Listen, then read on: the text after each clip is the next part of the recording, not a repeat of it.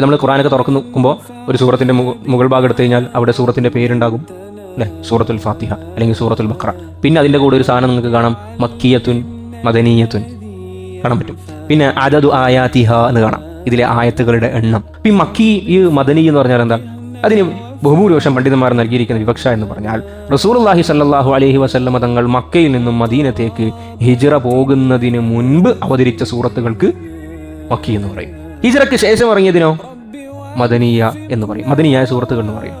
അപ്പൊ ഈ സൂറത്തുകളൊക്കെ നോക്കുമ്പോൾ നമുക്ക് ചില പൊതുവായ ചില കാര്യങ്ങൾ കാണാൻ വേണ്ടി പറ്റും. മക്കിയായ സൂറത്തുകളിലെ പ്രധാനപ്പെട്ട ചർച്ചകൾ ആഖിറം, ഈമാൻ, സ്വർഗം, നരകം, കുഫ്ർ, നിഫാഖ്, ഈ പറയപ്പെട്ട കാര്യങ്ങളായിരിക്കും കൂടുതൽ ചർച്ച ചെയ്യുന്നുണ്ടാകുക. എന്നാൽ മദനിയായ സൂറത്തുകൾ നമ്മൾ നോക്കിക്കഴിഞ്ഞാൽ ആ സൂറത്തിലെ കൂടുതൽ ചർച്ചകൾ ഫിഖ്ഹുമായി ബന്ധപ്പെട്ട കാര്യങ്ങളായിരിക്കും.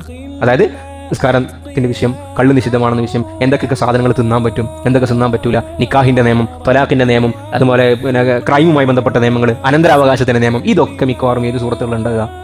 മദനി. അപ്പൊ അതിൽ നമുക്കൊരു കാര്യം മനസ്സിലാക്കുക, അള്ളാഹു സുബ്ഹാനഹു വ തആല ഹിജ്റക്ക് മുമ്പ് ഇറക്കിയതാണല്ലോ മക്കിയ സൂറത്ത് നമ്മൾ മനസ്സിലാക്കിയത്. അപ്പൊ ഹിജ്റക്ക് മുമ്പ് സഹാബാക്കളുടെ ഈമാൻ പരുവപ്പെട്ട് വരുന്നേ ഉള്ളൂ അല്ലെ, പരുവപ്പെട്ട് വരുന്നേ ഉള്ളൂ. അപ്പൊ ആദ്യം തന്നെ അള്ളാഹു തആല എന്തെല്ലാം കൊടുത്തത്?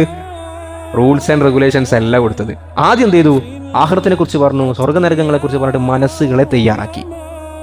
മനസ്സ് ഭാഗപ്പെട്ടു, ഹിജ്റ നടന്നു, മദീനയിലേക്ക് എത്തി. പിന്നീടാണ് നിയമങ്ങൾ എന്ത് ചെയ്യുന്നത്? പറഞ്ഞു കൊടുക്കുന്നത്. ഇത് പ്രബോധനത്തിന്റെ ഒരു രീതിയാണ്. ആദ്യം തന്നെ പോയിട്ട് നമ്മൾ എന്തല്ല പറഞ്ഞു കൊടുക്കേണ്ടത്? മോനെ, നീ ഒരു റക്കാത്ത് ഒരു നിസ്കാരം ഒഴിവാക്കിയാൽ ഒരു ഹുക്കുബ നീ നരകത്തിൽ കിടക്കും. എന്താണ് ഒരു ഹുക്കുബ എന്ന് പറയുമ്പോൾ 2,82,00,000 വർഷമാണ്. ആ കേട്ടോ, എനിക്ക് അല്ലാഹ് പഠിച്ചവനെ, ഞാൻ ഇത്രയും കൊല്ലം നിസ്കാരങ്ങളാക്കി, ഇപ്പൊ എന്തായാലും ഞാൻ നരകത്തിൽ തന്നെ, ബാക്കിയും കൂടി ഞാൻ നിസ്കരിക്കുന്നില്ല തീരുമാനിക്കും. ഇതല്ല പ്രബോധനത്തിന്റെ ശൈലി. ആദ്യം എന്താണ് ചെയ്യേണ്ടത്? ഓന്റെ മനസ്സിനെ ആ ഹുക്കുമ് സ്വീകരിക്കാൻ പാകപ്പെടുത്തിയെടുക്കണം. മദ്യത്തിൽ മുങ്ങിക്കിടക്കുന്ന ഒരു സമൂഹം ആദ്യം തന്നെ വന്നിട്ട് നബി സല്ലല്ലാഹു അലൈഹി വസല്ലം നിങ്ങൾ കാബന്റെ കില്ല പിടിച്ചിട്ട് ഇതാ നാളെ മുതൽ മദ്യം ഹറാമാണെന്ന് പറഞ്ഞ സഹാബകളെല്ലാവരും അല്ലെങ്കിൽ അന്ന് ജീവിച്ചിരുന്ന മനുഷ്യന്മാരിൽ അങ്ങോട്ടും ഇങ്ങോട്ടും നോക്കും, നമുക്ക് എങ്ങനെ മദ്യം ഒഴിവാക്കാൻ വേണ്ടി പറ്റും? ഞങ്ങൾ എന്തിനു മദ്യം ഒഴിവാക്കണം? ആ ഒരു ചോദ്യം കൂടി ഇല്ലേ? ഞങ്ങൾക്ക് എങ്ങനെ ഈ മദ്യത്തെ ഒഴിവാക്കാൻ വേണ്ടി പറ്റും? ഞങ്ങൾ എന്തിനു ഒഴിവാക്കണം? അപ്പോൾ നബി സല്ലല്ലാഹു അലൈഹി വസല്ലം ഞങ്ങൾ ആദ്യമാർഗപ്പെടുത്തി പാകപ്പെടുത്തി, ആഖിറാണ് വലുത്, ദുനിയാവ് തീർന്നു പോവുക, ഇത് കുറച്ച് സമയമുള്ളൂ കേട്ടോ. അപ്പോൾ നിങ്ങൾ ആലോചിക്കും നിങ്ങൾക്ക് എന്താണ് കൂടുതൽ വേണ്ടത്. അങ്ങനെ പറഞ്ഞിട്ടാണ് അവസാനം എന്ത് പറഞ്ഞത്? ഇനി കൊല്ലം കുടിക്കണ്ടെന്ന് പറഞ്ഞത്. അപ്പോൾ മക്കിയും മദനിയ സൂറത്തുകൾ നമ്മൾ നോക്കിക്കഴിഞ്ഞാൽ മദനിയായ സൂറത്തുകളിൽ കൂടുതലും അഹ്കാമുകളാണ്. അപ്പോൾ അതൊരു പ്രബോധനത്തിന്റെ തർത്തീബും കൂടി അല്ലാഹു സുബ്ഹാനഹു വ തആല നമ്മളൊക്കെ പഠിപ്പിക്കുകയും ചെയ്യുകയാണ്.